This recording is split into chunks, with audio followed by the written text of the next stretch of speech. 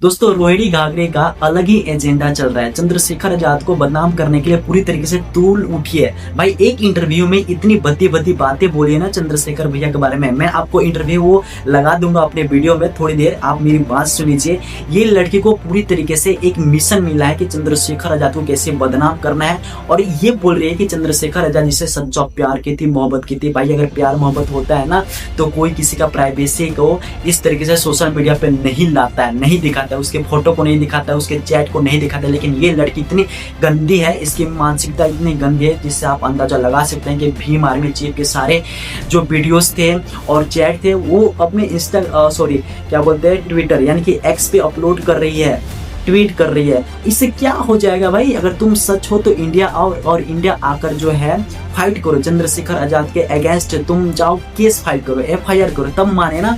तुम वहाँ पे एक लाइफ स्टाइल अच्छा जी रही हो स्विट्जरलैंड में, और वहाँ से बैठे बैठे हमारे समाज को तोड़ने का काम कर रही हो क्या? मुझे नहीं पता है क्या तुम बीजेपी का एजेंट हो, BSP का एजेंट हो। BSP भी इसमें शामिल हो सकती है, इसमें घबराने वाली बात नहीं है। कांग्रेस का एजेंट हो सकती हो। तुम्हारा एक मिशन मिला है कि बहुजन समाज के युवाओं के अंदर नफरत पैदा करना है, संगठनों के अंदर नफरत पैदा करना है। लेकिन हम बहुजन समाज के लोग सब एकजुट हैं, चाहे बहुजन समाज पार्टी हो, चाहे भीम आर्मी हो, चाहे आजाद समाज पार्टी हो, चाहे कोई भी पार्टी हो, सब लोग एकजुट हैं। और ऐसी लड़की हो या चाहे लड़का हो, महिला हो, पुरुष हो, अगर हमारे समाज को तोड़ने का काम करेगा तो ऐसे उसे जूते से मारना पड़ेगा। और ऐसे बिगड़ आप लोग बाइकआउट करो, इनके ट्वीट को देखो ही मत, रिपोर्ट मार दो, हटा दो अपने अकाउंट से। जय भीम, जय भारत। आप इसका इंटरव्यू खुद देखिए। कितना आसान है भारत में जस्टिस के लिए लड़ना। क्योंकि देखिए, आप पर कुछ भी आप बोलेंगे तो आप लड़की हैं, लोग आप पे ही आरोप लगाएंगे। तो आसान है जस्टिस के लिए आवाज उठाना। देखिए, जो मैं लास्ट 3 मंथ्स में जून के बाद से जो एक्सपीरियंस कर रही हूँ, मैं जितना ज़्यादा बोलती हूँ उतना ज़्यादा मैं ट्रोल होती हूँ। क्योंकि लोग ये बोल रहे हैं कि ये बोल क्यों रही है। पता सबको है कि मैं जो बोल रही हूँ वो बिल्कुल सच बोल रही हूँ, और मैं फैक्ट के साथ बोल रही हूँ, मैं एविडेंस के साथ बोल रही हूँ। मैं ट्विटर पे हर एक चीज़ का एविडेंस देती हूँ, बात करती हूँ, और मैं कोई भी ऐसा हवा में बात नहीं कर रही हूँ। लेकिन उनको प्रॉब्लम ये है कि एक विमेन क्यों बोल रही है। होने दो ना उसको, सफल करने दो उसको। जो क्या हो गया, एक आदमी तो है, बहुजन राजनीति में अगर आया है तो 2-4 बहुजन बेटियों की जिंदगी बर्बाद कर सकता है। ये इस सोच के खिलाफ मैं लड़ रही हूँ। क्यों करेगा, क्यों कर सकता है? जब वो आया है इस काम के लिए तो उसको सबसे पहले तो उस काम के प्रति ईमानदार होना चाहिए। तो यही तो मैं सिखा रही हूँ। कहीं ना कहीं मैंने उसको इस लेवल पर लेकर आई हूँ कि अब वो किसी की तरफ आंख उठा के नहीं देख सकता। अगर ये विरोध जो मैं आज कर रही हूँ, अगर यही विरोध 5 साल पहले किसी लड़की ने किया होता तो शायद वो सुधर गया होता। तो लड़कियों का विरोध कितना जरूरी है। कहते हैं ना कि पहले रेप पे अगर सजा मिल जाए तो आगे की 10 लड़कियां बच जाती है, और अगर पहली कंट्रोल करेगी और सह लेगी, छुपा लेगी, तो आगे ये क्रिमिनल माइंडसेट बढ़ता जाएगा। और आप इनको रेपिस्ट मानते हैं? नहीं, मैं ये नहीं बोल रही, मैं एक एग्जाम्पल दे रही हूँ कि इस तरीके से मैं एक ऐसी किसी भी बोलते ना अपराध को रोकना जरूरी है।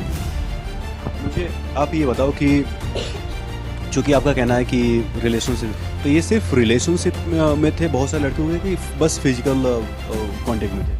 देखो, जितना मैंने देखा तो वो दोनों ही था। सारी चीज़ें किस तरह का जो बैकग्राउंड जिस तरह से बनाया। मुझे एक लड़की का पेन सबसे ज़्यादा होता है इन सब में। 2017 में एक लड़की थी वहीं सहारनपुर की, उससे मैं बात भी करती हूँ क्योंकि वो बहुत छोटी थी। तो मैं एक महिला के रूप में सोचती हूँ कि एक लड़की अगर बड़ी हुई, फॉर एग्जाम्पल अगर वो सच में एक दुनिया को एक्सपीरियंस, और फिर वो ऐसा बैड एक्सपीरियंस उस एज में उस ट्रॉमा को फेस कर ले। क्योंकि उस लड़की ने जब मुझे बताया कि वो 15 डेज तक हॉस्पिटलाइज्ड थी और बेड पे से उतर नहीं रही थी, और एक विधवा माँ की बेटी थी, उसके फादर नहीं है इस दुनिया में।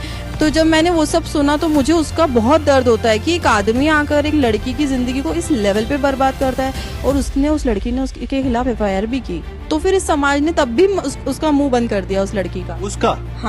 हाँ। तो मुझे वो तकलीफ हुई कि आज अगर ये समाज उसी वक्त 2017 में विरोध करते तो शायद रोहिणी की जिंदगी कभी बर्बाद ही नहीं होती। ये उसी वक्त सबक सीख लेता। लेकिन समाज ना लड़कों की, स्पेशली नेताओं की के दाग को छुपाती है। मैं उसका विरोध करती हूँ। जब आप गलत हो तो गलत हो, बोलना पड़ेगा। रोहिणी, आप डरती नहीं हो? मैं किससे डरूंगी? सच बोलने से कौन डरता है? इस दुनिया में लोग सच्चाई की लड़ाई लड़ने वाला आज तक कोई डरा है? डरते हैं लालची लोग, डरते हैं जो लोग जिनको किसी भी प्रकार का लालच है, डरते हैं दलाल लोग। मैं ना दलाल हूँ, ना मैं लालची हूँ। मैं ईमानदारी की 2 रोटी खाने में विश्वास रखती हूँ। 2 रोटी जितना पैसा कमा लूंगी, ठीक है। मुझे महल नहीं चाहिए, मुझे बहुत बड़े सपने नहीं चाहिए। तो ना मुझे कोई खरीद सकता है, ना मुझे कोई बेच सकता है, तो मैं क्यों डरूंगी। इसके अलावा एक बहुत बार ऐसा भी होता है कि आपके ऊपर अटैक करवा दिया गया। मैं थोड़ा सा हो सकता है गलत शब्दों का प्रयोग कर रहा हूँ, आपके ऊपर जानलेवा भी हमला हो सकता है, तो इन सब चीज़ों से डरेंगे? अगर मेरी मौत इस तरह के हमलों में लिखी होगी तो हो जाएगी। मैं डर के क्यों जिंदा रहूंगी। अभी 1 महीने में कई लोगों ने कहा, मुझे दिल्ली पुलिस ने सिक्योरिटी प्रोवाइड की वहाँ पर दिल्ली में। उन्होंने कहा इंदौर में भी करेंगे। मैंने बोला मुझे नहीं चाहिए। हत्या होनी थी तो इंदिरा गांधी जी की Y+Z+ में भी हो गई थी ना। तो आई डोंट फाइंड कि आप सिक्योरिटी या फिर किसी तरह से डर के आप ज़िंदगी जी सकते हो। तो गांधी जी की भी मौत तो सिक्योरिटी सेफ्टी में हुई। ऐसे कई एग्जाम्पल्स है। तो मेरी मौत अगर ऐसे लिखी होगी तो वैसे हो जाएगी। और जो डर गया वो मर गया वाली बात है, तो मैं डरती हूँ। वाल्मीकि समाज, पहले भगवान वाल्मीकि के बारे में बात करेंगे। कैसे देखती हैं आप उनको, भगवान वाल्मीकि? देखिए, वाल्मीकि जी, भगवान वाल्मीकि जी प्रेरणा है, आदर्श हैं और एक भगवान के रूप में हमारे समाज ने उनको अपनाया है, माना है। सिर्फ यही नहीं, पूरे देश विदेश में मैं 10 दिन इंग्लैंड में थी। वहाँ पर अगर हर एक वाल्मीकि समाज के व्यक्ति के घर में आप वाल्मीकि जी की बड़ी पिक्चर देखोगे, उनकी आस्था देखोगे और उनको सिर्फ एक ही शब्द पता है, वाल्मीकि जी। तो वो वाल्मीकि जी और बाबा साहब अम्बेडकर।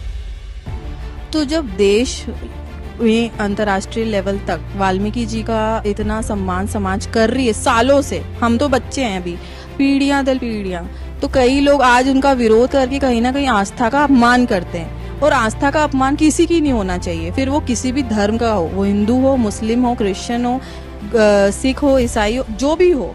जो व्यक्ति, ये उनका पर्सनल व्यू है कि वो 5 मिनट्स की प्रेयर के लिए मंदिर में जाए, मस्जिद में जाए कि इस भगवान के सामने जा रहे हैं, तो ये उसका व्यक्तिगत विचार है, उसका किसी भी तरह से अपमान नहीं होना चाहिए। क्या आपको लगता है कि वाल्मीकि समाज